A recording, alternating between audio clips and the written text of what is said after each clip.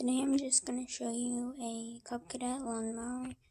It's a zero-turn time saver i1046.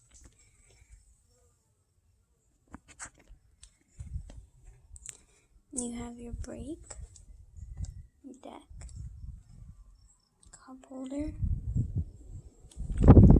You have your gas can, it's a Kohler engine.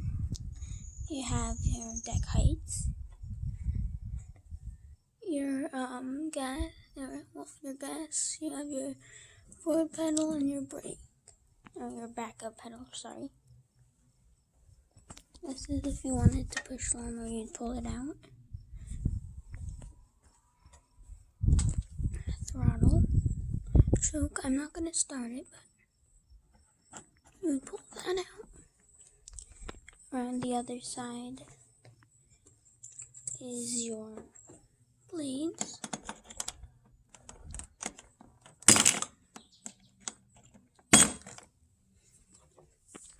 There's your key.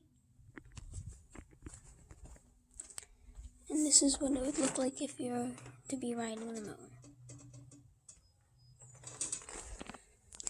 That's all I wanted to show you. And that's the cadet i1046.